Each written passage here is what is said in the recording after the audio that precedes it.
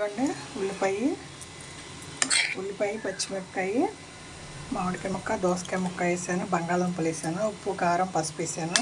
ఇంకా పొయ్యి అంటించలేదండి, అన్నీ కలబెట్టేసాను. ఇంకా టమాటాలు వస్తే ఒక 2-3 టమాటాలు కూడా కట్ చేసి పెట్టి పొయ్యి అంటిస్తానండి. కొంచెం దగ్గరగా ఉల్లిపాయ అది మగ్గి నీరు వస్తుందండి దీంట్లోంచి.